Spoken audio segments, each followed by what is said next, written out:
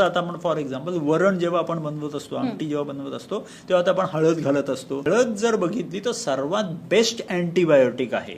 म्हणजे हळद जी लोक घेत असतात छान त्यांच्या वरणात किंवा भाजीत कुशातही टाकून, त्या हळदीमुळे तुमच्या शरीरात इन्फेक्शन जिवंत राहू शकत नसतं.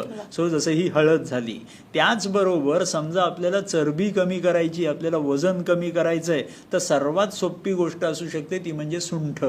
ती सुंठ असेल, मिरी असेल, पिंपळी असेल, असे घरात मसाल्याचे पदार्थ असतात, ते तुम्ही वापरू शकता. त्याचबरोबर सगळ्यांच्या घरात दालचिनी अवेलेबल असते.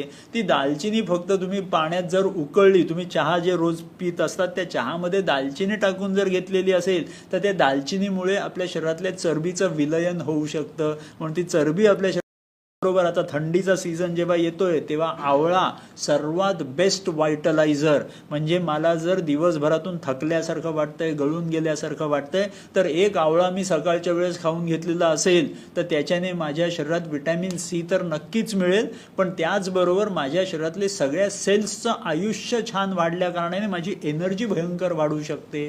त्याचबरोबर आपण जर कुठलीही भाजी त्याची स्मूदी बनवून, म्हणजे सगळ्या भाज्या समजा मिक्सरमध्ये टाकलेल्या असतील, कच्च्या भाज्या आपण सॅलड्स खाऊ शकतो. त्याच्याच बरोबर समजा स्मूदी सारखं जर आपण सकाळच्या वेळेस खाऊन घेतलं तर त्याच्याने दुपारपर्यंत भूकही लागणार नाही, वजन आटोक्यात आणायला आपल्याला सोपं होऊ शकतं. तर आपण जर घरात आपल्या बऱ्याच वेळेस प्रोटीनचा सर्वात बेस्ट पदार्थ म्हणजे सत्तू असतो, डाळींचे पदार्थ असतात. त्या डाळींचं सत्तू जर आपण रात्रीच्या जेवणाला रिप्लेस करून जर सत्तू घेतलेलं असेल तर त्याच्यामुळे वजन कमी होऊ शकतं. असे